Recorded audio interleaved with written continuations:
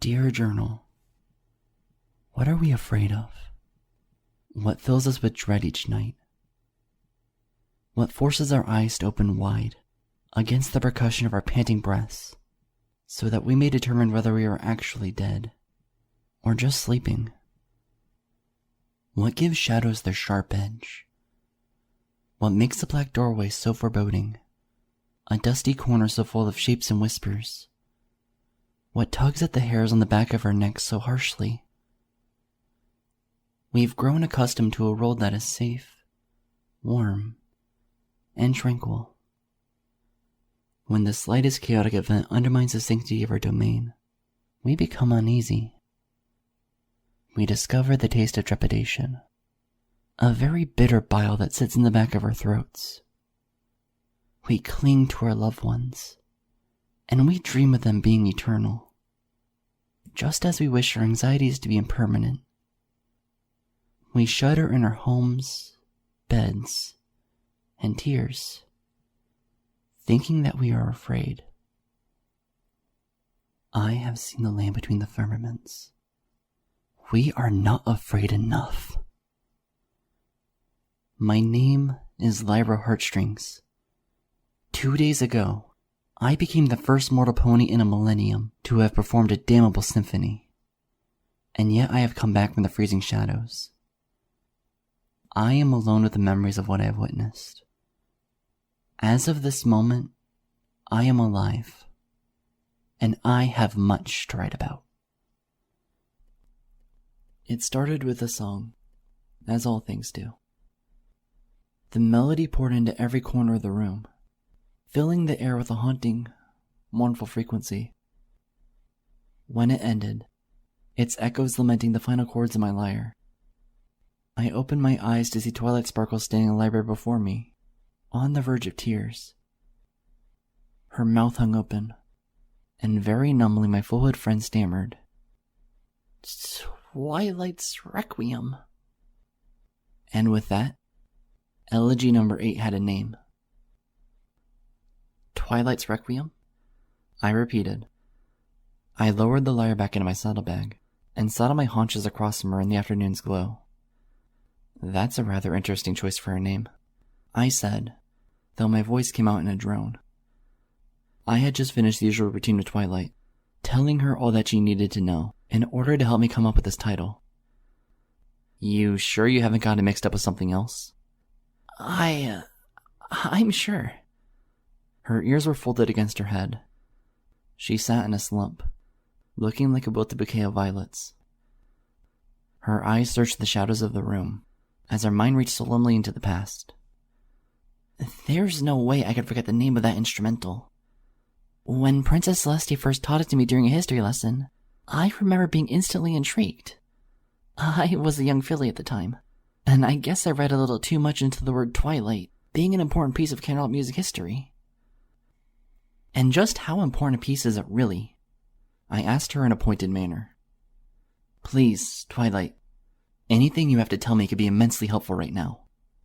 Helpful? Her lips quivered. She looked up at me with sad eyes. How could anything help you, Lyra? If what you said is true, then... Please. There isn't much time. I stood up and trotted firmly towards her. This Requiem. What connections could I have had with Princess Luna? I studied up on it one summer while Princess Celestia was away, on a meeting of diplomacy with the Queen of the Dragons. I listened to the recording, and I thought it was one of the saddest instrumentals I had ever heard. Shortly thereafter, I asked some of the royal archivists in the palace library about it. I wasn't told much, only that the song had its origin during Shadow's Advent. Shadow's Advent? I remarked, squinting in thought. Every unicorn scholar knows about the poetically labeled era immediately predating the Civil War. Princess Luna, secretly on the verge of becoming Nightmare Moon, had withdrawn into seclusion. Her total and unexpected isolation had a negative effect on all of Equestria. Rumors filled the land that the Alicorn goddess had developed some sort of unearthly affliction. Even Princess Celestia herself was consumed with worry. When Luna came out of her self-imposed exile, she wasn't the same. Nightmare Moon had consumed her, and the civil war that followed ravaged much of the countryside. My first thought was a curious one. Just how could Luna have found the time to compose a requiem during such a dark chapter in her life? Did the archivist have any knowledge of who wrote the piece during that era? I ultimately asked Twilight. She slowly shook her head. There is no way to be sure. Luna was known to compose a lot of music in the century that preceded her banishment. However, the Requiem has no established author. But was the knowledge of the Requiem stored in the Celestial Library or the Lunar Archives? Twilight fidgeted. She trembled slightly. Twilight, I said with a sigh. This is important. I don't know, okay? Twilight exclaimed, her voice cracking. I want to help you, Lyra.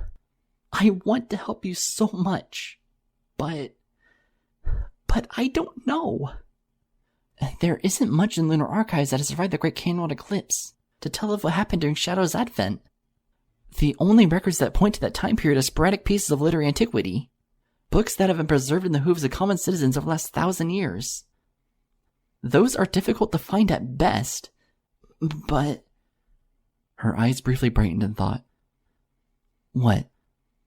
I leaned forward, curious. She gulped, then said, I have a unique collection here in the library. It's an extremely old example of equestrian literature. Not even I'm capable of reading half of it, seeing that most of the material is written in Moonwind and Old Equine. From what I can tell, most of the books are simple almanacs written by pre-Civil War unicorn astronomers. The tomes likely reached Ponyville through refugees, who fled from the war-torn fields of Winnipeg to the north 1,000 years ago. Where are these books? Spike and I keep them in the basement, along with several books that are even older. With the use of enchanted mana crystals, I cast a protection spell over the archives on a regular basis. There's no telling when a visiting Camelot scholar might want to peruse the material. Well, I think I better have a look at them. Lyra, I'm telling you. Twilight stood and looked me in the eyes. The books have nothing to do with Princess Luna's legacy or music composition or... She shuddered, running a hoof over her face. What would it mean to you anyways? Don't you have all you need to know about this latest elegy of yours? Performing the elegies is never easy, I muttered. I was already eyeing the wooden door that led down to the library's dark basement. If I can find any information on them whatsoever, no matter how obscure, then I'll take it. Do you have to perform them, Lyra? You make them sound so dangerous and foreboding. She gulped, then smiled hopefully. I know. Let me perform them with you. I can summon a protection field 3 times as powerful as any other unicorn in town. I can prepare us for whatever magical consequences your symphony might bring. Out of the question, Twilight. The elegies are mine to perform and mine alone. Besides, your memory wouldn't last long enough to let you assist me. It's just... Twilight was shuddering. I've seen this reaction far too many times. It's like an old record being played over and over again to the breaking point. The tonality grows duller and duller, to the point that my ears barely twitch upon each wavering octave of my old friend's frail voice. It's so unfair. I must not let the nature of my curse inhibit me, Twilight. I've been given one clue, one set of directions since Nightmare Moon afflicted me, and it's all framed by these songs that haunt my mind. One way or another, I'm performing them. If they destroy me, so be it. For sometimes destruction is the very essence of transformation. Wouldn't you agree? No! She shouted. I wondered what was more awkward. How sharply she exclaimed it, or how little I'd expected such sharpness. I don't agree! She then did something else that was surprising. She gripped my hoof in hers and held it firmly. You don't need to be alone. You don't need to be a stranger. But... I gazed at her, my heart beating quickly. I wasn't used to our encounters turning this dramatic. What was so different this time? But I am alone, Twilight. Until I unravel the mystery of these songs, I have to deal with that. But right now, I know, Lyra. Her eyes were rippling pools of violet. I felt like I was trying to tread water and only failing. You've told me so much, and I know. To think that you've been here all this time, with no pony aware of your selfless deeds. To think that we were full-fledged friends. Twilight. I touched her who's back. It was a blunt gesture, like leaning my forelimb against a plank of wood. I told you about our forgotten past because I needed you to trust me. Could you imagine a strange unicorn walking in here and asking for help in identifying these elegies without any explanation? She obviously wasn't in the position to imagine anything. A very concrete moment had blossomed before her, and it threatened to crumble the next frigid blink. How can you think that is the only reason you came to me, Lyra? You poor thing. The situation you're in. How could you afford any friends besides what only memories give you? Please. I sighed and shook my head. I tugged slightly, my forelimb beginning to slip from her grip. I can deal with it. I found the strength to. Friendship is the most powerful thing in the world, Lyra, she exclaimed, her eyes moistening. Right now, you and I are friends again. We have to preserve that at all costs. We have to fetch the princess. With Celestia's help, we'll gather all the strongest magicians in Equestria and... It won't work, Twilight! I blurted. It was a lot louder than I had intended. I blanched at the sight of a frowning unicorn, reflected in her foolish eyes. Twilight, I'm sorry, but I've been through all of this. I know you only want the best. Her lips quivered as a tear ran down her cheek. I don't want the best. I want to stop losing friends. She blinked once, and her face peeled over. Without letting go of my hoof, she turned to look at a familiar picture frame, sitting on a table on the far side of the library. Two young mares stood in the photograph, smiling. There was room for a third pony. That's when I realized it. Oh, dear Celestia. That's what it is. That's what's different. You, she whimpered. She squeezed my hoof tighter. It was you. It was always you. She turned towards me, and the tears were flowing freely now. There's so much in my life that's been missing. My foalhood was devoid of music.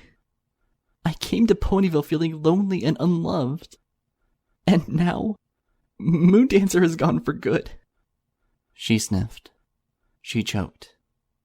But it all makes sense now, Lyra.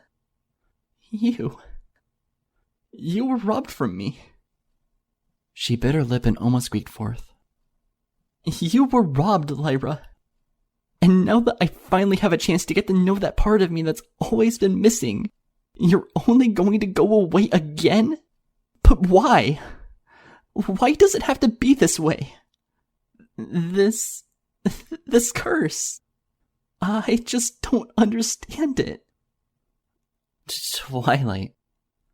I fumbled to speak evenly. I saw her tears, but for some reason I couldn't feel them. I tried to smile. It must have appeared like a broken grimace. I realized I hadn't tried smiling that entire afternoon until then.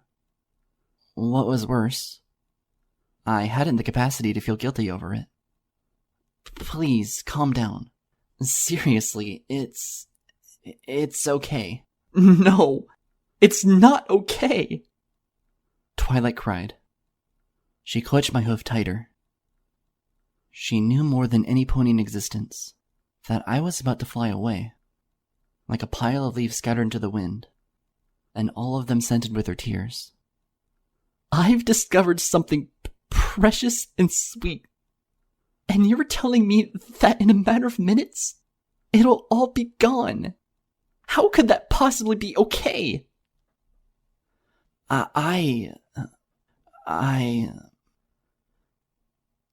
There was everything to say. There was nothing to say. I was no longer thinking about the Requiem. Something else is worth composing an elegy for. But suddenly I realized I hadn't the strength to write it. So I did the next best thing. Something that had once taken me nearly 12 months of these repeated conversations with Twilight, before I had the courage to ask for it. Only this time I gave it. Gave it to her. Folding my forelimbs around her, and marveling at how horrifyingly small she felt within the tender embrace. Day in and day out, I can't stop myself from spreading this curse like a pestilence. Being a pariah should never work this way. But who am I to complain? There is only one thing I can do. One thing I'll ever be capable of doing. One thing that holds any significance to the ghosts that I construct around me by simply touching them. I apologized. I'm sorry, Twilight. I apologized. And nothing else. Last words are the most worthless words of all. That's another reason why I love songs over soliloquies. I'm so sorry. I don't want you to go. She sobbed in my grasp. She shook in my grasp. Her voice was that of a hiccuping little foal's. I don't want you to go away, Lyra. She nuzzled my shoulder, her tears staining my hoodie.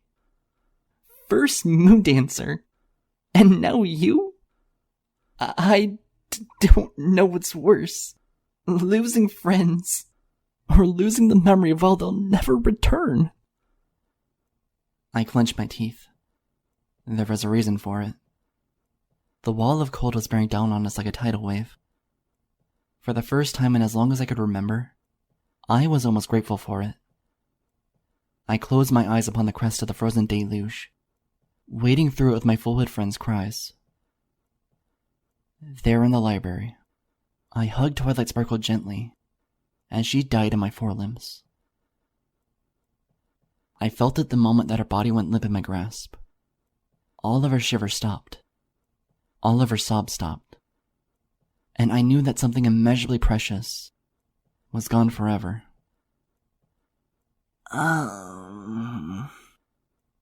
Her voice grunted.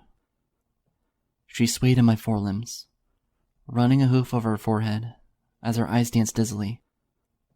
Oh, woo. What happened? You... My voice was hoarse, breathy. I cleared my throat and held her at a comfortable length, looking plainly into her eyes. You fell. I had to catch you. Really? Twilight blinked. She made an awkward face, then reached a hoof up to her conspicuously moist cheeks. What? You don't remember? I forced a hollow smile. The encyclopedia from the top shelf fell on your skull. You took a very brave bump there, ma'am. Oh, jeez.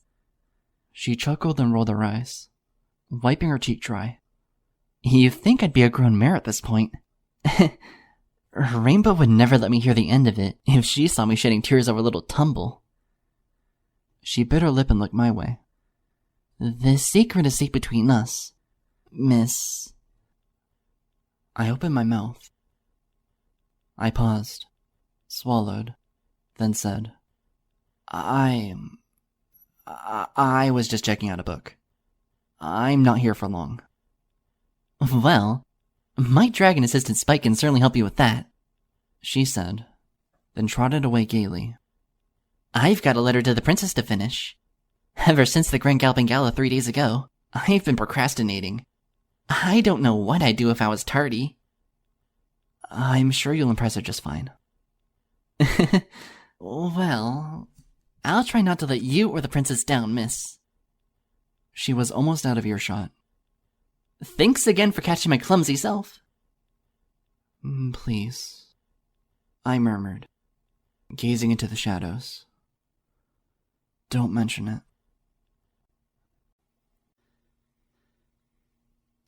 "I gotta admit," Spike said, holding a glowing lantern as he led me down a series of winding steps into the dark, dusty basement of Ponyville's library. "You're the first pony in ages who's bothered to visit this creepy place." The massive roots of the treehouse stretched down all around us. There, on the bottom floor of the cylindrical cellar, a series of dusty bookcases rested within the glow of enchanted mana crystals. Hardly anyone asks to see these old heaps of junk. Don't tell Twilight I called them that. For some reason, she thinks these decaying scraps are crazy valuable. The easier something is to forget, the easier it is to call it meaningless, I murmured. There was no point in telling him that I had been down here before. At least 5 times. In every occasion, I had no reason to believe that this place was worth anything more than a blind search. Until now. Thanks for showing me the way, Spike. But you can go back to what you were doing. You sure? He made a face, hanging the lantern on a rusted hook along the earthen wall of the basement. I wouldn't be a very good research assistant if I just abandoned you. Very well, then, I muttered, then pointed towards the bookcases. Are these arranged by literary periods?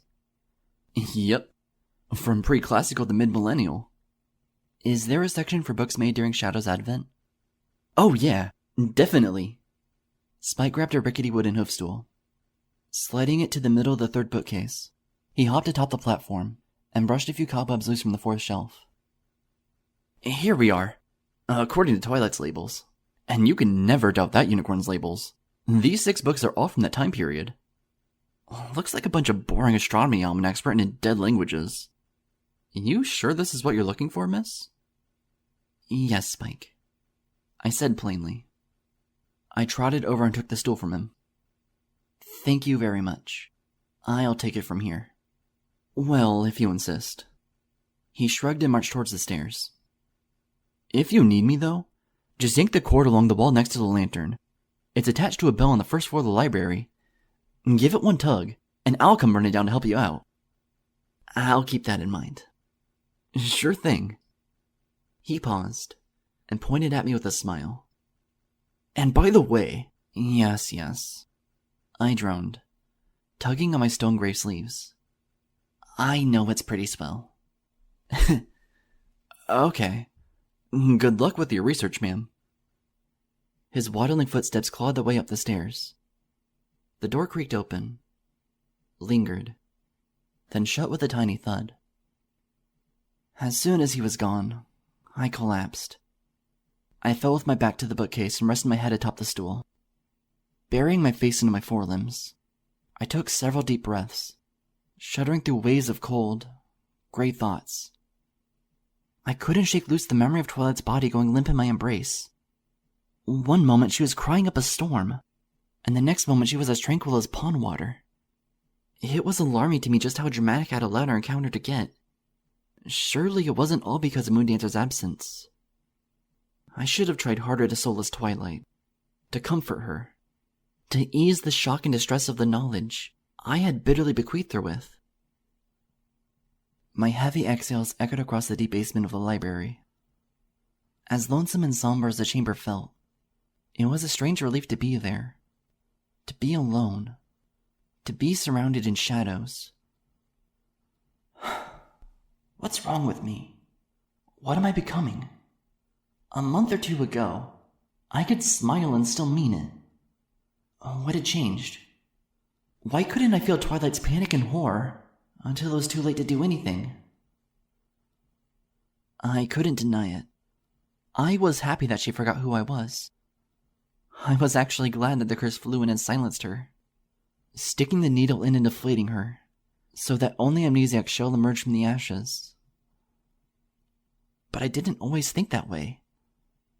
After all, I like to believe that in 15 months, I have become a tenacious pony. A caring pony. A unicorn who can face adversity with courage, and weather sorrow with grace. If one thing is for certain, I have definitely become strong. Only, I fear that I've become too strong. Is strength something to be proud of? Even if it makes me blind to another pony's feelings, while I strive to unlock the secrets of my curse? I want to blame so many things. Things that I have endured. Things that I have given up. I want to blame the elegies. The horror of uncertainty that comes of performing them. The ever-troubling possibility that I'm traversing a freezing road that has no end. But no matter how hard I try to analyze it, I have no excuse. Who do I have to convince that I am becoming a stronger pony? For better or for worse? Who other than myself can judge the crimes or blessings I've committed on this village full of tranquil souls? Sitting in the library basement, I was more alone than ever. Another day had come and gone. I had once again lost everything. And all I had gained was a title to a song that only meant something to me. I shuddered, hugging my forelimbs to my chest. I once again saw my dear friend's eyes, and they were full of deeper tears than all I ever had to christen this world with, because hers at least deserved the warmth that they carried into oblivion. Twilight's requiem indeed. I couldn't find the power to cry. Yes, I had changed.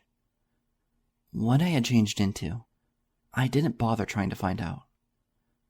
I had a far more ancient mystery to solve, and if there's one thing that was left to me to feel proud of, it was the lengths to which I had learned to do proper research. So I stood up, cast a dim light spell with my horn, illuminated the 6 tomes from Shadow's Advent, and suddenly realized that my skills in proper research meant absolute rubbish. Spike, for all of his juvenile hyperbole, wasn't exaggerating. The cobweb-strewn books held no intrinsic value upon first glance. In the second glance, all I gathered were ancient letters that all my learned years of linguistic studies hadn't prepared me for. On a third glance, I saw traced phrases of moonwing and sonatical arrangements so bizarre that they sent my brain for a loop.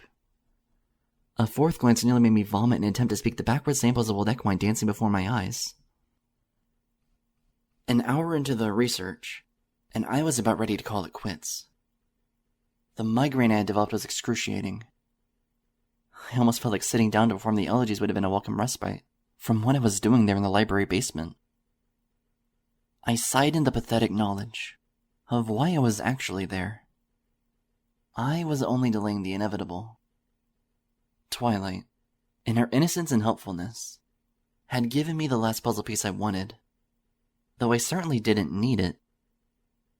I had established the 8th elegy well enough in my mind. There was no real necessity in naming the piece. I had to come to grips with the fact that the visit to the library was merely an act of cowardice. The next step was actually the previous step. I had to go home, face the night, and then serenade it, as well as myself, into the dark horizon looming perpetually before me. Just as I steel myself to leave and do this, I stopped in my tracks. I squinted at the 6 tomes, for one of them was suddenly standing out to me. The manolite had caught the binding with a curious glint. All that time, I had been looking for words that might clue me into the book's possible relation to Princess Luna's legacy. It hadn't occurred to me to look for symbols until it showed up before my eyes. One of the books, the thinnest, to be exact, had the same emblem repeated several times across its spine. It was none other than the mirror and the moon, etched in dark lines throughout the brown texture. With gentle telekinesis, I raised this book towards my eyes. Turning it over, I found the cover to be just as meaningless to me as when I first glanced at it. The words were in some proto-moonwindy gibberish that would have made sense to a pony 1,000 years ago. I cursed myself for not having ancestral ties to the unicorns of old Winnipeg. Then again, most families with a history of prior service to Princess Luna did their best to eradicate all records of such ties. Nightmare Moon in the Equestrian Civil War or subjects that served only to blemish one's familial legacy. If history has proven anything, it's that the deepest of scars stand to be hidden from future eyes. But just what was this tome hovering before me, in my telekinetic grasp? Was it an ancient splinter of an era that held meaning to the requiem I was just about to perform? I flipped the pages open, and all I could do was sigh. The old brown sheets were covered in the same indecipherable text. On top of that, many of the pages were blank altogether. I began to understand why these tomes rested in the largely unvisited depths of the basement. Only an immortal alicorn who's lived long enough to find the meaning in meaninglessness could make use of these things. And yet, I knew my place. I was forever chasing the musical trail left by such a goddess, and I couldn't accomplish any of that by standing still. It was perhaps too late to punish myself for being so apathetic to Twilight's plight, but there was still time to exercise the coward within me. Gently, I balanced the book on my spine, lifted the lantern from the wall, and trotted up the steps leading to the first floor of the library.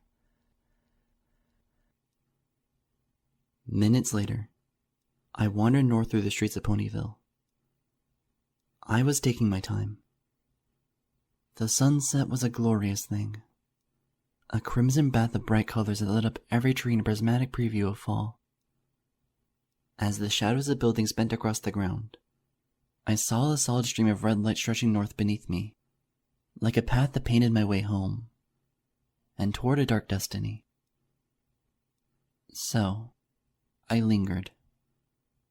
Every hoofstep was like dipping a wooden paddle into molasses. I breathed the crisp air of the coming autumn. I looked at the scenery surrounding me, and the living souls communing within. Ponyville is a tiny village. Its population barely surpasses 1,500 equines. In the 17 months that I've had the pleasure of associating with these souls, I've memorized the names of nearly half of them. It's not so monumental a task, when it's the only hobby one has to keep from going insane.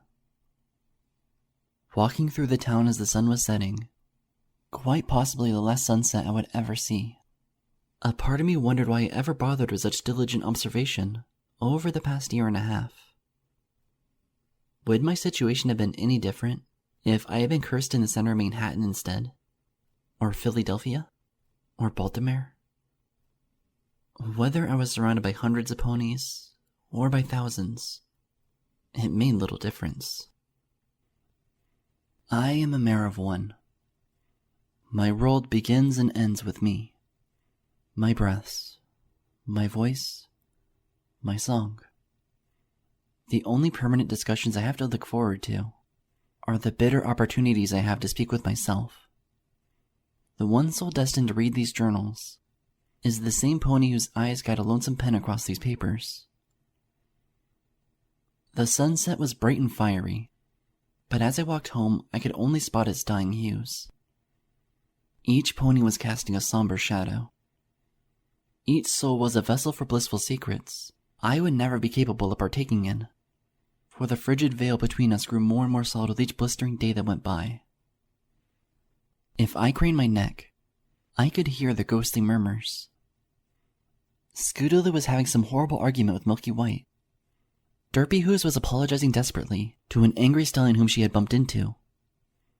Rarity was moaning and whining to Fluttershy about some terrible change of style in the fashion industry. Then, in the distance, I heard the playful banter between Ambrosia and... I took a deep breath. My ears filled with the sound of my own shivering body. Piercing another wave of cold, I marched away from the ponies, from the strangers, and from the colors of Ponyville. I threaded my way into the woods, towards my cabin, towards darkness. I can't exactly put my hoof on the singular moment in time when every shade, shape, and texture of life become a poison to me. What's intriguing is that I wasn't feeling nauseated about it. Something about the depths to which I fell was natural and calming, like fitting into a perfectly tailored dress saddle.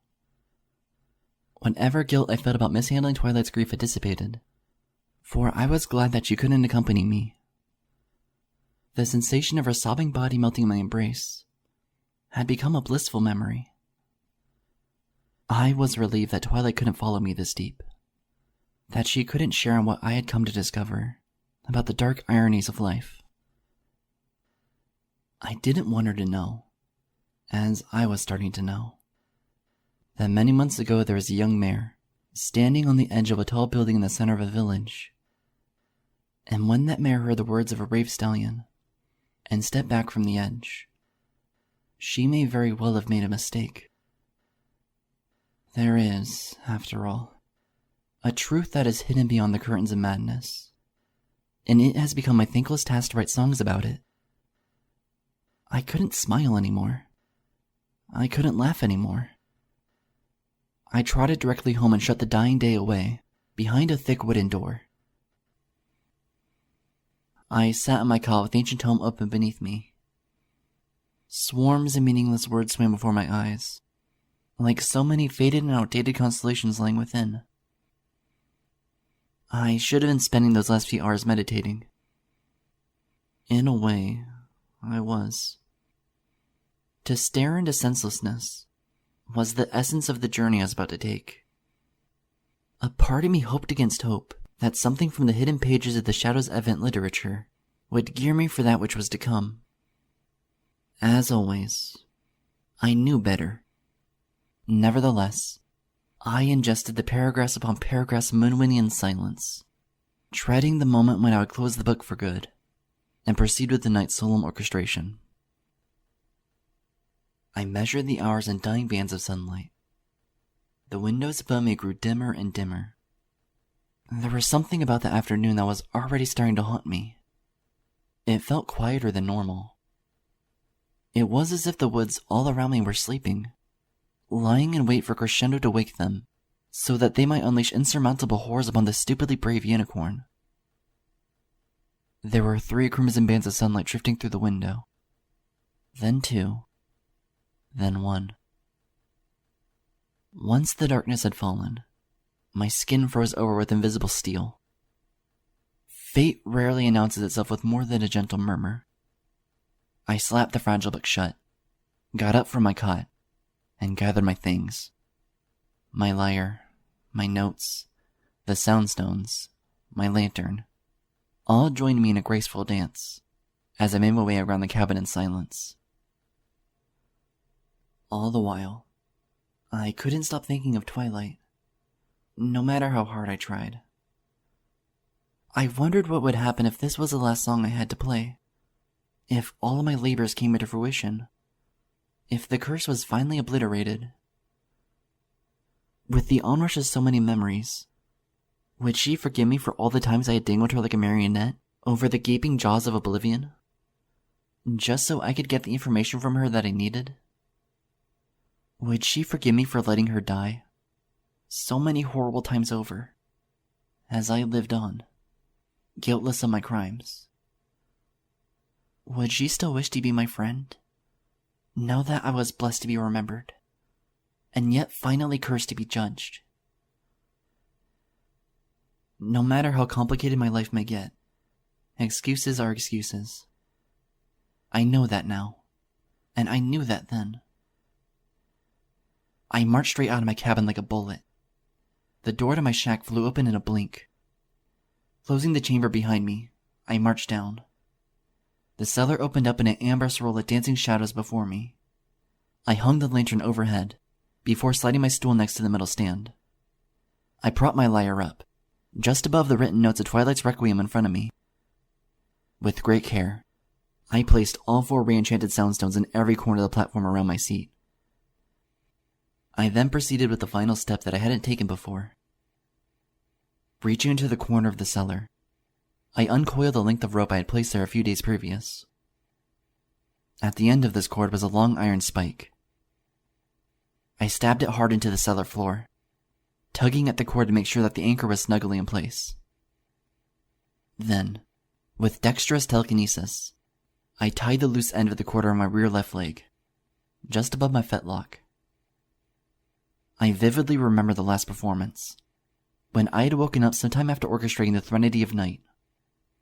Somehow I had ended up in the middle of the woods, soaked, naked and freezing. It seemed like a flimsy precaution, but I hoped that my improvised leash would help prevent whatever, or whoever it was, from transporting me again this time. Finally, I sat down and stared at the links of my written symphony. That was the coldest moment of all, when I realized how long it had taken for me to get to that point, and yet how blazingly fast I had marched out of the cabin and thrown myself upon the precipice. It's a very empty world. To think that one pony and one pony alone is tasked with doing what I do on a regular basis. To stab the depths of existence with a song purposely forgotten by time. I was again about to toy with a tune so malevolent and unpredictable that I turned a goddess into a demon, and flung an entire continent of equines into the bloodiest war Equestria had ever witnessed. If I had known the price for my freedom from the get-go, I wondered if I would have ever plucked my first string of the lyre. And yet, I did. And did again. The cellar echoed with enchantment as I strummed my way into the prelude of shadows. But that wasn't all that I did. I had become a stronger unicorn, a cleverer pony. I swam my way through the streams of paranoia that were being produced by the song, summoning mana from the timeless melody, and using it to buffer my concentration. By the time I had begun Sunset Bolero, I was already halfway through casting the protection spell above me. Fueled by the energy and excitement bequeathed me by the Bolero, I filled the pure magic through my ley lines, until my horn funneled a green dome of shields directly above. By the time the March of Tides began, my mind and body were calm. I relaxed with the numbness of the tune, witnessing as the dark emerald glow of the soundstones met with the translucent shield of my protection buffer. Then all the lights went out. I breathed evenly, weathering my passage through the blinding bars of the darkness sonata. The cellar was cold, but bearable. My protection field felt like a gentle cocoon, a bundle of blankets carrying me over a dead sea. When my vision returned, and the waltz of stars came into full play, I felt more alive than ever. My heart was pounding, but it heated me up. I was a living torch in an Arctic river, melting the frost all around me. My body was feeling incalculably stronger than it did during my last feeble playthrough. For one thing, this filled me with pride. For another, I realized that at this rate, I was going to pierce through the final elegies with full power and lucidity. There was no avoiding whatever lay beyond the last barriers of my performance. It was in this train of thought that I plowed through the moon's elegy. My horn vibrated and my shield fluctuated. I felt like I was charging into battle. I suddenly remembered what Nightmare Moon's eyes looked like. I was standing there in the middle of Ponyville, shivering in her shadow. Our gazes met, mortal and immortal. We weren't alone. We weren't alone? Dear Celestia, was I starting to remember things already? What was this cloud lifting around me? I gazed up, my eyes twitching. I didn't see a cloud. I didn't see the cellar walls anymore. And yet they were there, only in another skin. The soil was gone, and breaking through the grittiness was a layer of melting ice. I heard a great ringing all around me, like a forest of rusted chains, forever rattling into the pits of eternity. Just as soon as my ears ached from it, a far stronger, far darker sound roared to life and tore everything asunder. I didn't realize that until the lantern blew out above me. I was playing the Threnody of Night. What's more, I was alive. So terribly, damnably alive. I looked into the gushing wounds of yesterday. My shield was an emerald tarp dancing between me and the whore. Nightmare Moon's face dissolved in a base scream, her memory being ripped from my soul like a decaying scrap of flesh. In place of the demoness's helm, there was born a pair of lifeless eyes. Her eyes. I then knew, in a breath of epiphany that emptied my lungs, what it was that knocked me out last time. Or more appropriately, who. One by one, the 4 soundstones around me exploded. My emerald shield ruptured. The walls of the cellar burst with ice water and ash. My body swayed with a lonesome rhythm of clattering chains. As the Threnody collapsed under its final bleak cord, I felt my eyes rolling back in my head. I summoned whatever strength had been preserved by my shield, and committed a final cognitive act. I reached my hooves up, grabbed my lyre, and clutched the glowing instrument to my chest.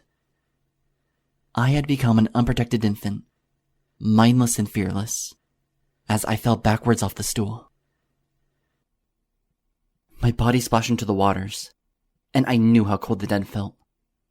I gasped, and fluid instantly entered my mouth. I gagged. I choked. My jaw flew shut as I spun in a womb of frost. It was too cold to open my eyes, too frigid to keep them closed. The liquid in my mouth was turning into vomitous ice. I yanked my head forward into the currents, and when my vision returned, I saw a glowing green haze. I witnessed in terrifying clarity the side of my lyre floating away from me. Still encased in my telekinetic energy, the instrument was bobbing towards the dancing surface of a tempestuous river. A whimper broke into my mouth. My teeth throbbed with each pulse of my heart as I swam after the lyre, my lungs at the breaking point. With 2 numb hooves outstretched, I grabbed the lyre just as it broke the surface. Then something unexpected happened. I fell upward. I shrieked, spitting out frosted, powdery bile as my body flailed through infinite black space. Everything was a thunderous noise. Flecks of snow and sleet pounded me as I plummeted from a great height, flying towards nowhere. I clung to my lyre, my eyes darting every which way. I saw something twirling in the black nether. In the emerald glow of my instrument, I realized it was the iron spike still tied to my rear leg along its ropey length. Before I had the chance to register this, my fall ended in another lake. My body shattered through a thin layer of ice, so that I plunged through bone-chilling depths.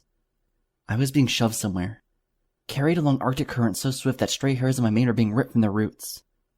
I clenched my teeth shut, for fear of inhaling more of this ghastly liquid. As I spun and kicked wildly at the currents, I became aware of things surging past me, or things that I was surging past. They were dark shapes, linked together, corpse black and gargantuan. I saw chains, gigantic, immeasurable lengths of ancient metal, and they were stretching, floating, bouncing all around me. I counted over 10 of them spiraling into forever by the time my vision started to fade. And that's when I broke through yet another surface. I gasped as I flew sideways. Painful specks of snow dotted my gaping mouth and tongue. It tasted like dead ash. The thunder was once again deafening. My quivering eyesight caught bright flashes of lightning, blanketing the endless expansion. Between me and forever, a complex silhouette of thousands upon thousands of crisscrossing black chains flickered like the cracked surface of an egg. I was so engrossed in the nightmarish blinks that I wasn't prepared for the coming impact. The next body of water I landed in was a far more tranquil one. After the initial splash, I kicked my rear legs and bobbed to the surface. There, I gasped, treading water and clutching to my lyre in an impossible feat of survival. My hoodie was soaked to the sleeves. Its damp fabric weighed 1,000,000 pounds. My mane was slicked over my face. I tossed my neck and flung the hairs out from my eyes. The thunder returned. I winced. I felt like my ears were about to explode. There were more bursts of lightning, and I tilted my head up. It was then that I saw it, or at least a tiny sliver of the deathly enormity that was engulfing me. The world no longer had a sky or a floor. There were no poles, no stars, no hint of shine or purpose beyond the chaotic flashes of unpredictable lightning. Reality had become a series of obsidian shapes, rusted structures of the deepest, blackest metal, and all of them webbed together by unfathomable links of rattling chains. I bore paralyzed witness as solid curtains of water billowed magically across these unearthly platforms. Gigantic, dancing, shallow seas swept over the perforated expanse. like sheets of rain turned cohesive by ghastly intent. The floating rivers had no end or beginning, and they fluctuated like silver strands between relentless flurries of bone-white snow. There was a black shape beyond the watery body to my right. I spun towards it. It was a platform, half the size of Ponyville's town square. There were 2 billowing rivers between me and the solid structure. In desperation, I grasped the golden body of the lyre in my jaws and kicked at my prism with steady strokes. I lunged earnestly towards the surface. The unearthly currents were flinging me past razor-sharp chains in front and behind me. Any second, any blink, and I would find my body being shred to ribbons. I caught a rusted strand rattling towards my peripheral vision, just as I broke through. I flew forward, spun, and fell into the next river. I dropped straight through it like a solid stone. There was a flash of lightning as I broke the snowy air again. The last river was surging in the opposite direction. I grunted from the whiplash, my body spinning like a top. Thunder and noise rippled through the currents. When I came out, I honestly didn't know where I'd be flung, until I felt the thud of pain ricocheting through my skeleton. I cried forth as I tumbled to a wet, freezing stop atop the platform. I was sobbing, but I couldn't hear myself. The thunder was everywhere, filling my ears, clawing at the throbbing center of my brain. I tried sitting up, but my hoof slipped pathetically on the rusted, vibrating metal. My eyes opened like a bleeding bird might hatch from an egg. Ropes of lightning danced as far as my vision could illuminate me. I was afraid to stand, or else I might fly upwards, or downwards, into ice-frosted oblivion. I winced and rolled over. My tears were freezing to my cheeks. I reached both hooves up to my face to feel if my head was still attached. The numbness was overwhelming. Everywhere I looked, there was snow and ice and dancing beams of water. Dear Celestial Almighty, some foolish voice whimpered. Where am I? Only thunder answered. The black infinity could just as well have been a hollow sphere the size of a stagecoach. The acoustics bounced the bass of the thunder back and forth across my skull, until I was certain I would implode. Is... The voice started to sound vaguely cognitive, like something I could recognize. I swallowed and murmured, Is this where the cold comes from? I no longer had any doubt, only screams. Before I could emit another one, I realized the darkness around me was doubling, tripling. All this time, I had just one light source other than the lightning. My hooves were empty, and I realized what a bad thing that was. Spinning around, I saw my glowing lyre. The emerald instrument was sliding away on a carpet of ice, until it spilled directly over the edge of the black platform. No! I galloped towards it. I lurched and fell. The iron spike dangling from my left leg was dragging.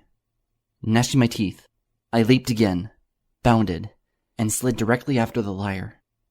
The instrument went over the edge. I plunged after it. Flailing, my forelimbs barely caught the thing. The situation hardly helped me any. I was dangling now on the lid of the rusted structure. My mouth fell wide as I found myself gazing into a bottomless corridor of crisscrossing, chain lattices. What was more, the rusted strands weren't empty. There were shapes bound to them, spread apart at indiscriminate lengths. They were the source of the endless rattling. But that wasn't all. When the thunder spread overhead and underhoof, some deep noise in the midst of the shapes responded. It occurred to me then that the thunder was more than a ghastly phenomenon. For as deep and chaotic as the booming noises sounded, there was a deep and barely discernible pitch to the explosive echoes. I imagined that I could very well have been listening to some timeless track, a song older than death itself, slowed down to such a pitch that the whole grating sensation resembled the sea of tombs scraping up against one another.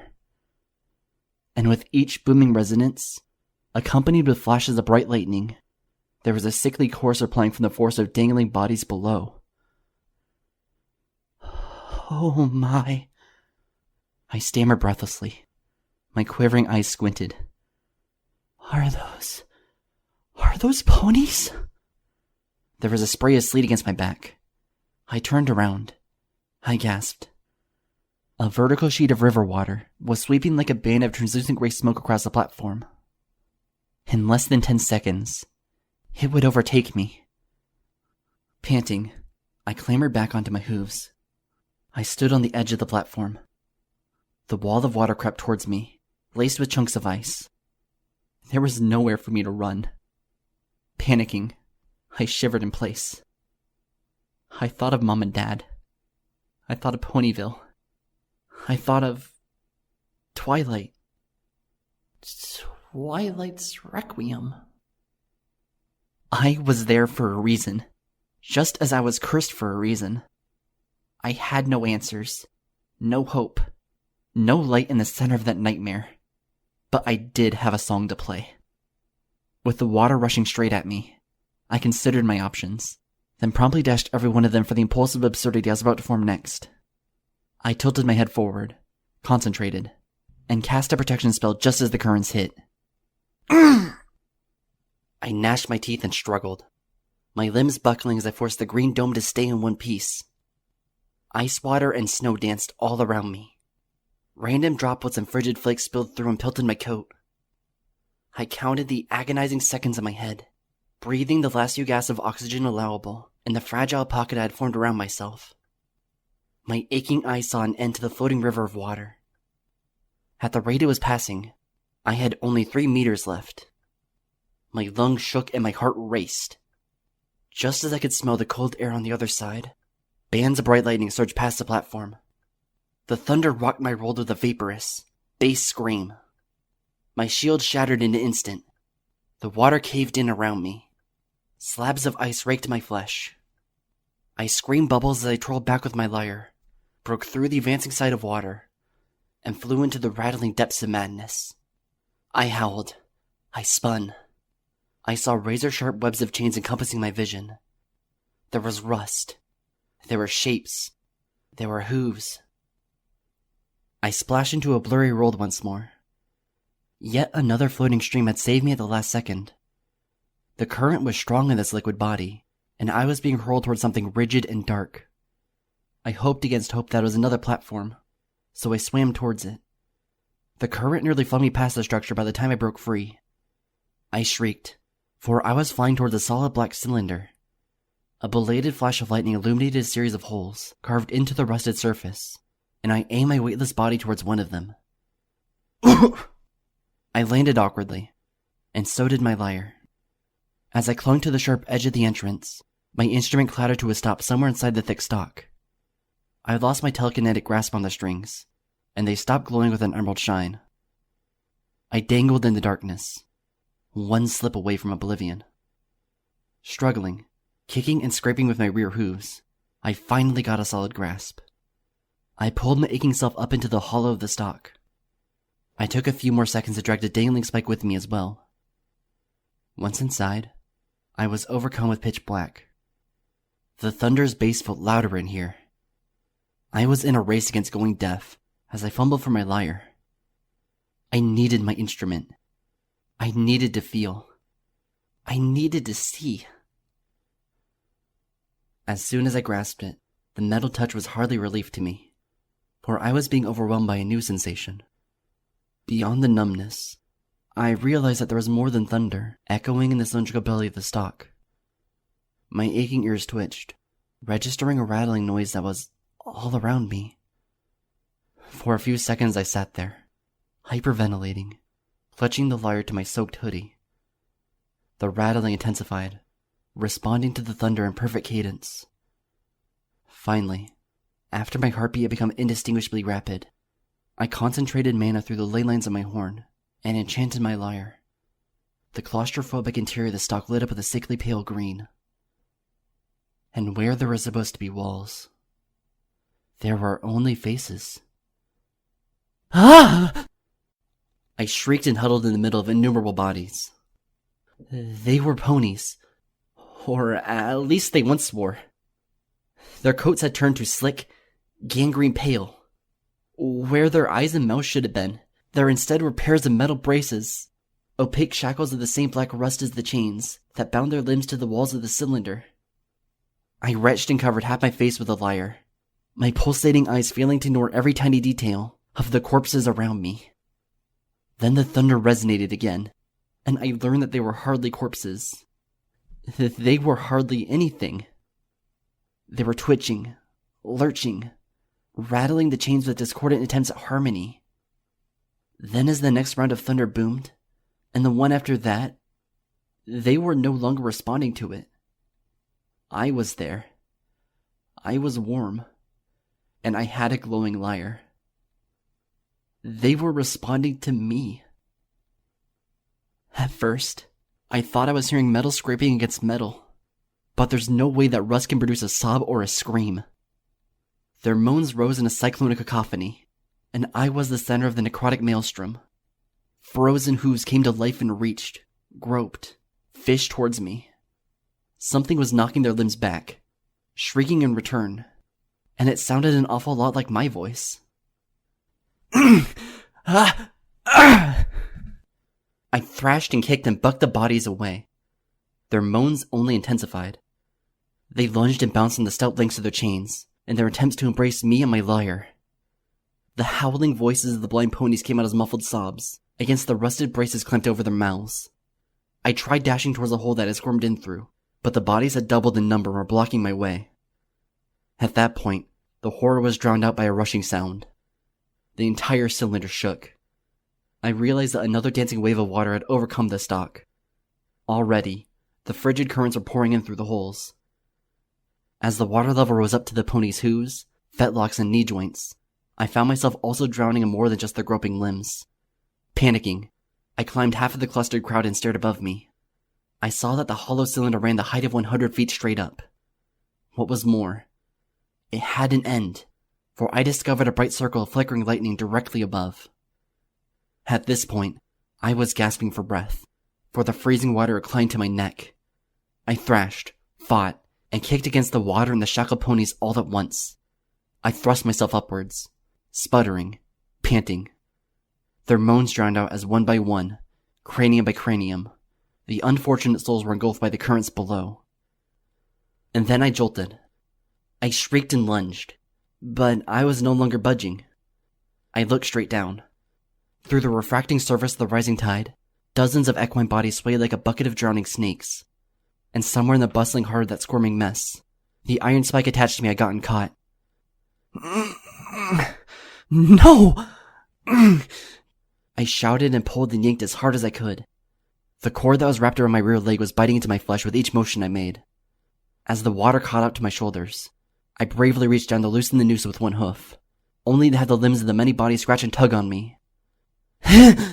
Let go! Get off of me! Get off! I could no longer speak. I could no longer breathe. All was screams and ice and bubbles. Shackled faces bobbed up and down, swarming in on me. My rear legs twitched and thrashed. Chains spun like serpents, and my voice was warbling in my ears as the water splashed against the back of my throat.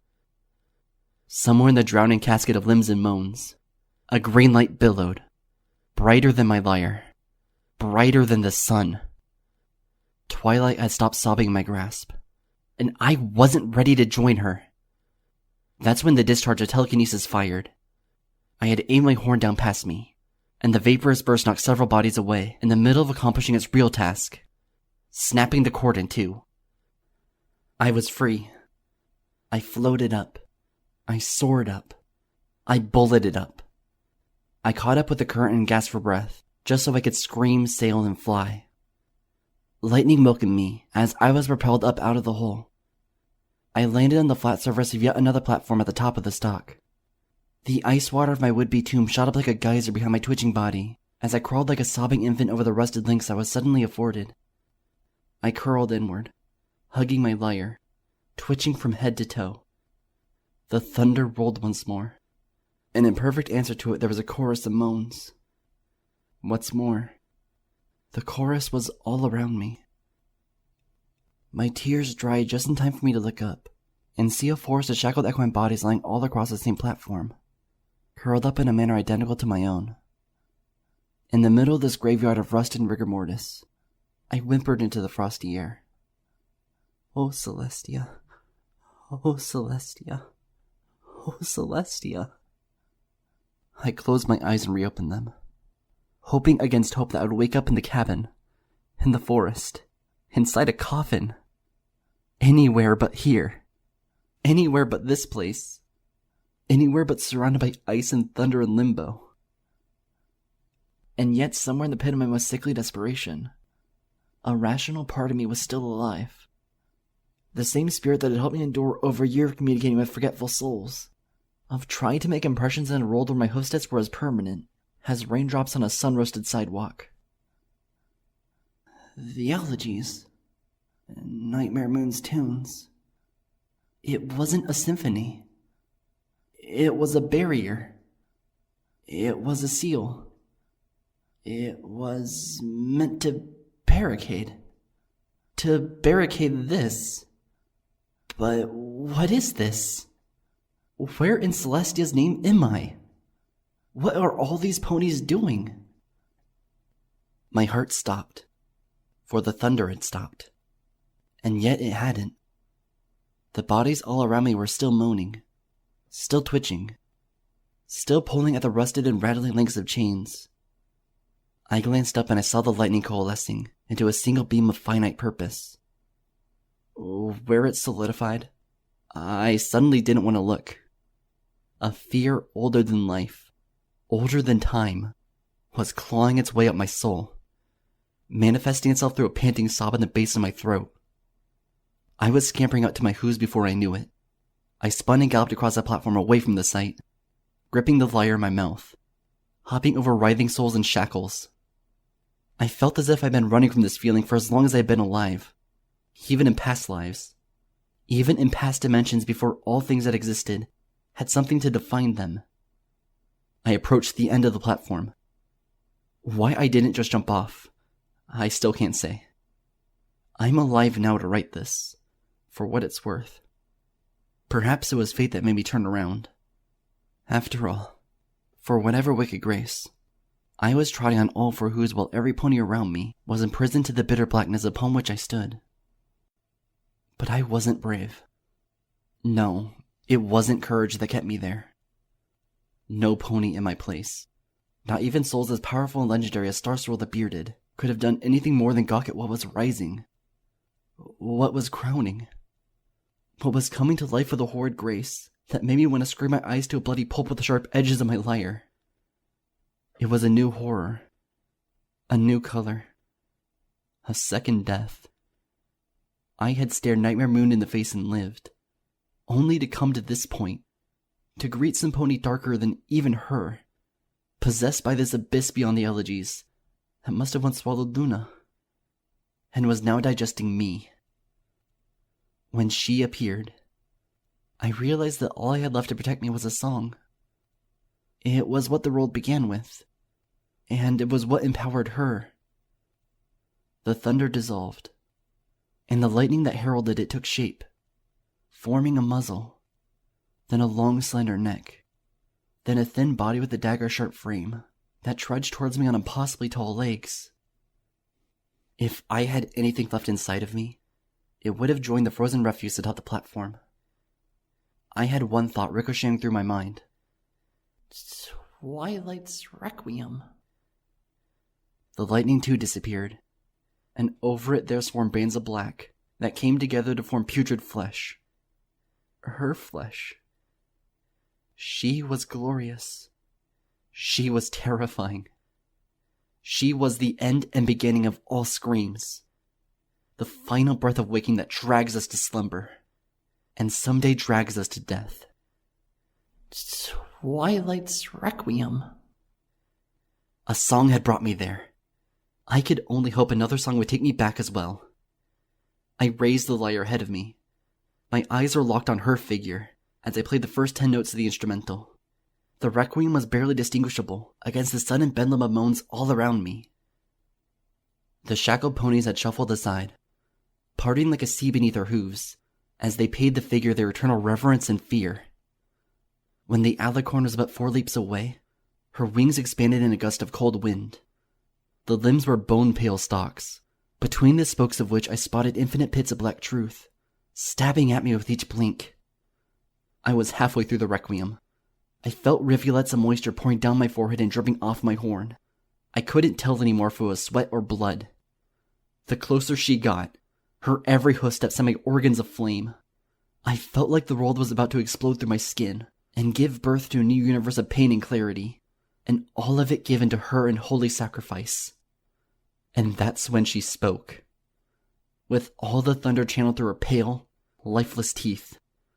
Bright eyes of immaculate magenta glowed as she leaned her muzzle down and spoke to me, with the sound of 1,000,000 funeral bells ringing. Sing. I was plucking my way diligently through the requiem. There were 20 chords left. I could barely breathe. Sing my song. 10 chords left. She was so close that I could read the runes burned into her pale flesh. There were thousands of unrecognizable names, and her sinewy limbs swam like velvet mountains underneath them. Off her flaring nostrils, I could smell the end of everything. Sing my song, and become nothing. Before the volume of her holy utterance could echo in my earlobes, I was falling back, plunging off the platform, sailing through the snow like a burning comet, until I landed on a bed of grass in the middle of Ponyville. It was the dead of night, and the world was violently warm. Stars and crickets swarmed around me as I shivered and gasped like a drowning fish beside a brown building. My hooves thrashed against the ground and my teeth chattered. I became aware of a pitiful, low siren wailing against the walls and rooftops on either side of me. With each progressive second that I floundered in the wet puddle of otherworldly frost, I realized that this moaning sound belonged to me. My throat wrestled with countless agonized, indiscernible shrieks. I rolled over, dropped my lyre, and clasped my aching horn. Beyond the numb extremities of my limbs, I could still feel the waves of knifing cold slicing across my nerves. Each throb of pain resonated with the alien thunder, tingling in my eardrums. No matter how hard I hyperventilated, the sea of nightmares would not drain away from my maiden hoodie. I shrieked for shrieking's sake. I choked on sobs in a deliberate attempt to test my lungs. There was a pattern rising, slowly, like a river of insects dancing up my spine, on feet of broken glass. I didn't notice the light at first. Not until the door to the side of the building next to me had been opened. A series of shuffling hooves blocked the glow, casting a slender shadow on my figure. I was a thrashing, quivering, noisy mess. But instead of griping, instead of shouting in consternation, the pony gasped and dashed to my side, all the while exclaiming, "Blessed Celestia! What happened to you? Are you all right?" I shivered, curling away from her as I hissed through clenched teeth. The pattern was setting my insides on fire. I wanted to explode. I wanted to vomit. No pony in all of creation could come close to being ready for the righteous exclamation to follow. I tried to save this helpless stranger. I tried spitting, hiccuping, retching into the darkness instead. But the pony did not relent. Tenderly, she reached over and shook my shoulders. "Darling, what's wrong? Why are you like this? Did some pony hurt you?" There was no damning it anymore. The pattern was searing the meat that once made up my throat. The world was built to collapse over and over again, and the two of us were unfortunate mortals flung in between. I clasped onto her hoof and practically dragged myself up her forelimb. Once I was within a whispering distance, I ruthlessly yelled at her. "There's a ninth! Isn't the world cruel enough? Hasn't the damnable cold had its fill?" A pair of blue eyes widened over a stammering face. I don't understand. A ninth what?" I flung myself back to the ground, growling, seething, clutching my aching cranium in a pair of hooves, while the pattern crackled in the depths of my skull. "Dear Celestia, why? Why is there a ninth? When will it end? When will it ever end?" My anguished voice was muffled in the blades of grass. In spite of my shivers, I felt a gentle warmth melting through the back of my hoodie. I realized that she hadn't left my side, despite this unicorn's banshee screams.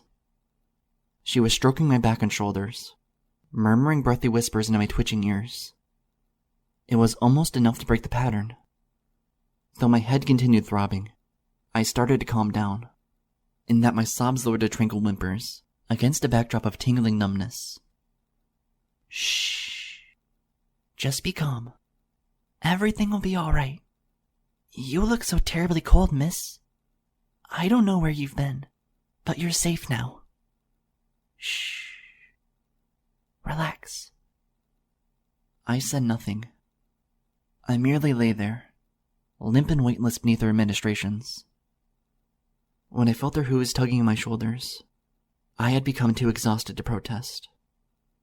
She hoisted me up, and I limped with her, leaning my weight against her flank as she gently led the two of us through the side door of her home.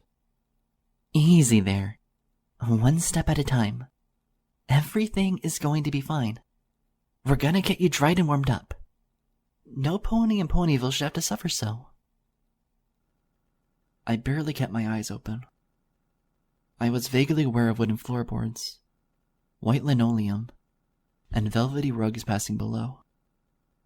Every soft sensation was a fuzzy static, being dragged across the jagged memory still blistering inside of me.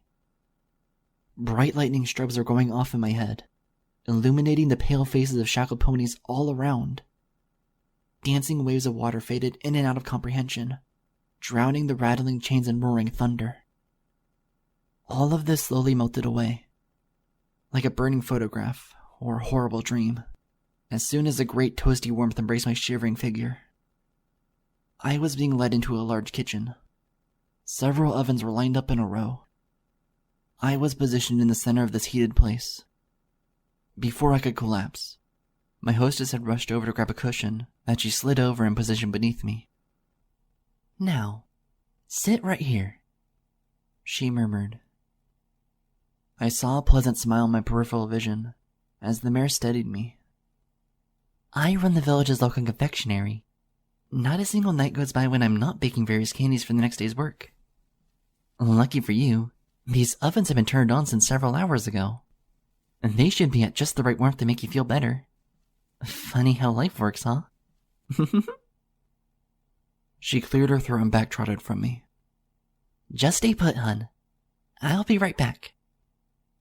I heard her voice, her giggles, her clopping hooves. I didn't so much as look at her. I gazed in a pitiful deadpan towards the flames. My limbs refused to move, or to even twitch. I wondered how glorious a thing it would have been to melt away in those ovens, to have my body exhumed in a holy crucible. At least I could avoid any future chances of seeing the alicorn, of her finding me. Why else would there be a ninth elegy in my head, unless it was her way of branding my spirit? How deep did this pit of suffering go? Had Luna herself gone to the same place? I had been to a frozen purgatory and back. What more was there to discover? How many horrors could one pony's soul contain? I wanted to burn. I wanted to dissolve into nothingness. I wanted anything and everything but to be there. To be stuck in Ponyville. To be forced to live with all of these horrible memories. And to know that my only way to end it all would be to make even more, deadlier ones. There were so many bodies. So many tortured souls shackled to the gaping throat of that eternity. I did not belong there. And yet, after just one incidental visit, I couldn't think of anywhere else I would eventually go. The Threnody wouldn't take me anywhere else. The Requiem was meaningless, for all I was concerned. Even if I mapped out a ninth elegy and pursued it to the bitter end, what truth could that reveal to me, other than the horrors I'd already been forced to digest? No pony deserved to know what I knew. To have seen what I've seen. I needed to stop showing my face in town. I needed to stop existing. Every time I brushed paths with these innocent citizens, I was dragging them upon the threshold of something colder than death. The elegies were a grand seal to a chaotic wasteland, and I was the doorframe upon which such a barrier resided. I was something terrible, a pitiful array of frozen membranes, a hapless junction between sunlight and screaming. The 9th elegy was only just then starting to blossom in my mind. I hadn't the strength to finish it. I hadn't the strength to do anything anymore but die. It was then that my hostess came back, with a bundle of blankets draped over her back. The earth pony paused briefly as soon as she re-entered the kitchen. She squinted steadily at me, her gaze studying the soaked links on my mane. After a few seconds, she marched the rest of the way. "Well, you certainly look like you've seen better places," she cooed. She stepped behind me and draped the first of several blankets over my shoulder. It was barely enough to warm me, but I soon discovered she wasn't finished. After another series of hoof steps, she came back with a large brush fastened to a cylindrical hoof brace. "I don't suppose you have a name?" I said nothing. I stared into the ovens, as my future melted away one blink at a time. I could barely register the delicate sound of her voice, or the sweet scent of vanilla wafting off her mane. "That's fine, dear," she murmured. Her warmth occupied the back of my neck. I realized she was sitting behind me, grasping my shoulder with one hoof, while their other brushes soaked links in my mane straight. "You don't have to speak. Just sit here and relax. I know better than to ask a stranger too many questions." My nostrils flared. I shut my eyes and tilted my head limply as she ran the brush through my hair. The grace with which she pulled my tangled knots free was positively angelic. I couldn't help it. A part of me was wilting under her touch. I had been to hell and back, and to my surprise she was actually soothing me. A slight giggle escaped her lips. Her voice was as warm and soft as the heat wafting through the ovens. "You have a gorgeous mane, if I may say so. I've always wanted straight hair. All my life, I've dealt with these stubborn curls, but yours is like absolute silk. I imagine you must drive the stallions crazy where you live." She must have meant for me to laugh. I only wanted to curl up somewhere and sob. My limbs had stopped shivering a long time ago, but a part of me can never sit still ever again. I fidgeted under my hoodie as she proceeded with her caressing task, smoothing my mane into an immaculate shine. It wasn't until several minutes had passed into her motions, but I realized I had almost completely forgotten the 9th elegy before I had a chance to form. "There. Feeling better already?" She paused and rested both hooves on my shoulders. She gave me a gentle squeeze against my drying coat. At first, I was confused as to why, until I heard the tone of her voice in tandem with a reassuring touch. "Now, don't be shy. I'm not mad at you in the least for trespassing, darling. The way I see it, life isn't so terrible that we must keep our painful experiences secret. So, would you like to tell me just what brought you here?" I blinked. For the first time since I came there, I pivoted my neck. I stared back at her, my mouth agape. A whimper came out of me. I gulped, then whimpered again. "I fell just outside, remember? And you brought me in. You insisted." She smiled innocently at me, her eyes bright and full of life. "And did I now?" I exhaled sharply. A lump had formed in my throat. The next voice squeaked forth.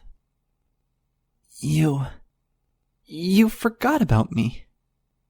I shuddered, gazing with pained eyes into her angelic expression. "You forgot how I came here, and yet you still took care of me?" The mare's teeth showed as she smiled. "And why wouldn't I?" Her hoof stroked my bangs over my horn. "You're a pony in need. Isn't that what matters?" My mouth was quivering. The image of her disappeared behind a foggy veil. I clenched my eyes shut and hung my head. It was all I could do to keep from collapsing to the floor. I thought I had screamed and howled all my lungs worth in the horrors I had experienced, but I was wrong.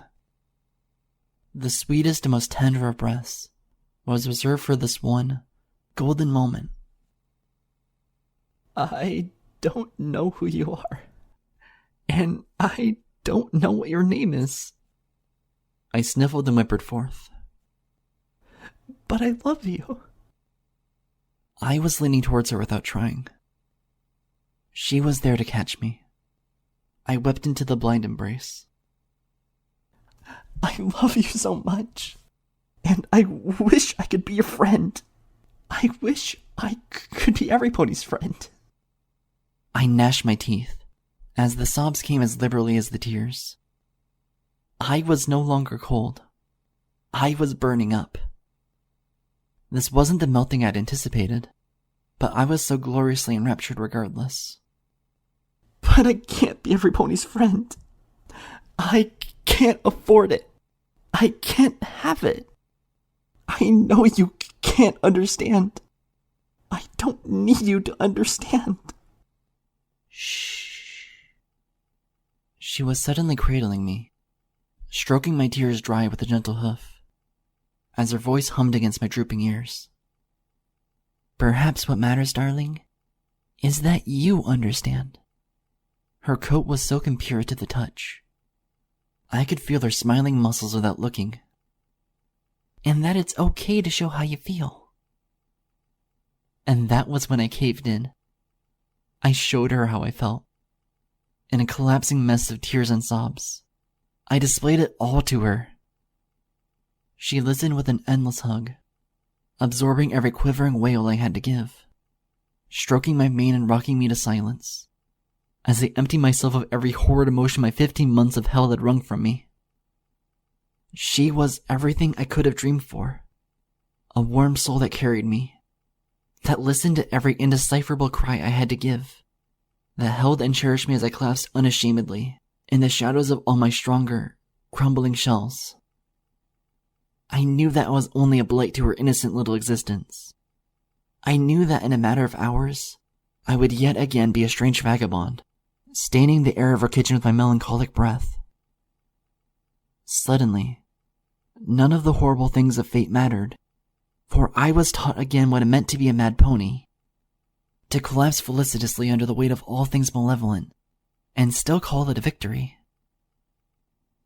I was reacquainted with love.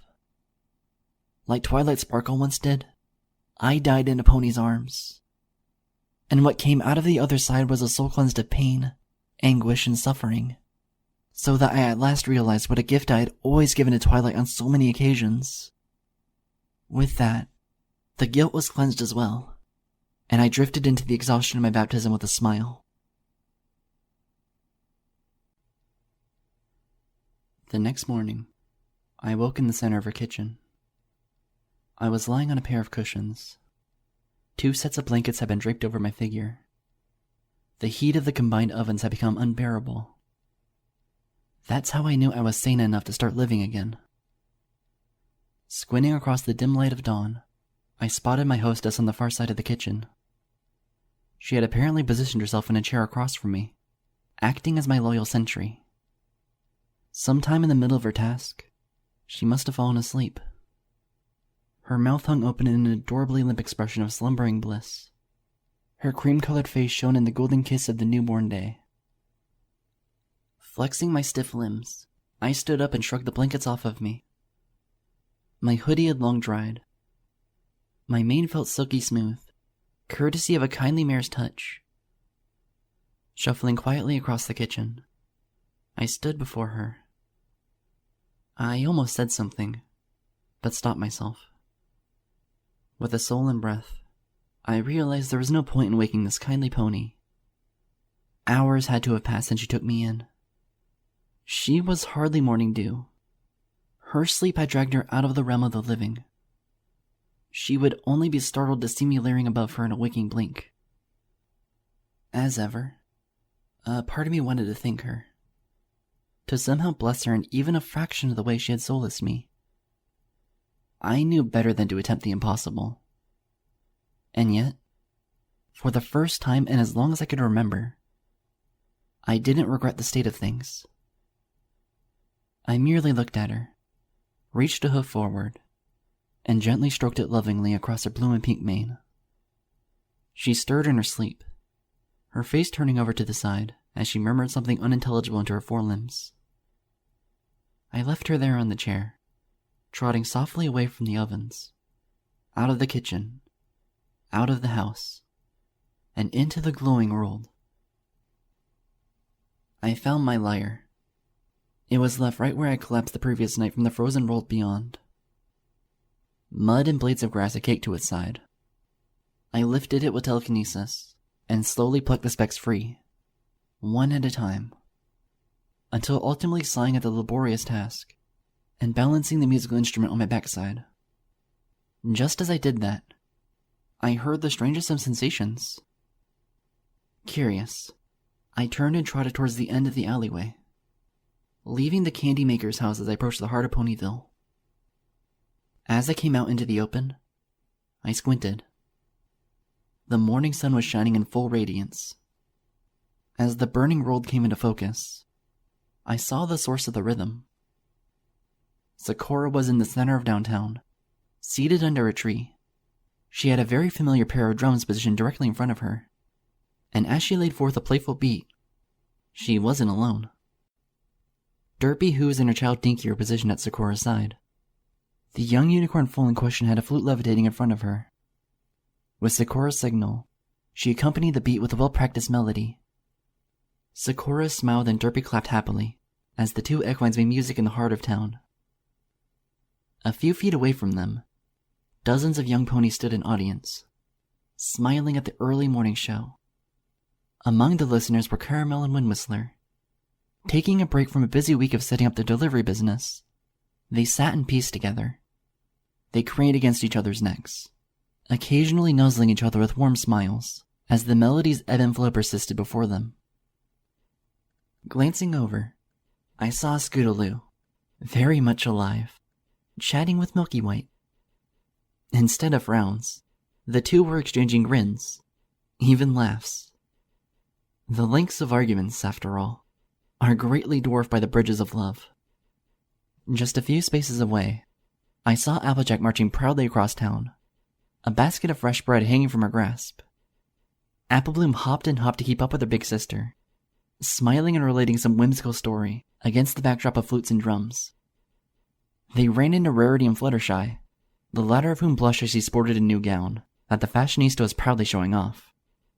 Somewhere in the distance, I spotted Twilight Sparkle sitting at a table, chatting pleasantly with Dr. Hooves.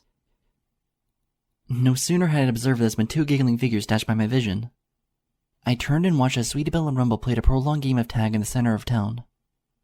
It ended as soon as Rumble tackled her, and the two collapsed in a fit of giggles and overturned leaves. A few spaces away, seated on a bench, two adult ponies watched serenely, sharing a conversation. Morning Dew and Ambrosia were absorbed in each other's gaze. As I briefly drifted in and out of their world, they actually looked at me, and they gave me a gentle nod. I became aware of the fact that I was nodding back, but that wasn't all. I barely knew the mare who had fallen into a freezing abyss less than 12 hours ago. Instead, in her place, was a mad pony who had the audacity to smile back at them, and mean it. How long had I been seeing nothing but the shadows of this place? How long have I been inhaling all that's been warm and good, exhaling only the dust and detritus of all my woes? I'm better than this. I know it. I've lived it. In many ways, I've shared it. And to what end? There is purpose to my being here. There was a purpose before the curse, and it still exists here, even in the coldest depths of my plight. I am not completely invisible. I am not entirely a ghost. The hoofprints I leave behind aren't mere impressions in dust that is blown away by a moonlit gale. I have touched ponies' lives. I have made impacts that only I can see, whereas all other souls are blind. And I shouldn't take such an amazing opportunity for granted. How many centuries have gone by Centuries of selfless ponies doing selfless things, with no retribution whatsoever. And here I am in the middle of an unassuming town in the navel of Equestria, and I know the origin of so many good things, for that origin is me. I know why a flightless little filly lives and breathes. I know why a farm stallion got a second lease on life and love. I know why ponies that would otherwise be alone and detached are instead enjoying a brand new warmth in each other's company. What other soul in the grand history of life can stand upon the penumbra of such a dazzling light show and claim authorship, with no doubt, with no shame, with nothing but joy and triumph? Yes, I am cursed. But what pony isn't? We all throw ourselves against the gauntlet of life without knowing how we'll come out on the other side. I don't know if I'll ever be free of the rusted shackles that bind me, but I can solace myself in the knowledge that I've freed many a soul that never knew such imprisonment to begin with, and would never have to. I am blessed. Yes, blessed to be forgotten, so long as I know where it serves me. To serve myself. To serve others. I was right to think of myself as a doorway to something, and though I may be a barricade to suffering, why would that be such a surprise? Tides of ecstasy crash against the breakers with as much ferocity as agony. What makes victory out of desolation is knowing how to maintain that dam, and in what direction to redirect the flow of all things good and ghastly. I have been to hell, but I've been to heaven as well. I've released my horrors and my tears in equal shares.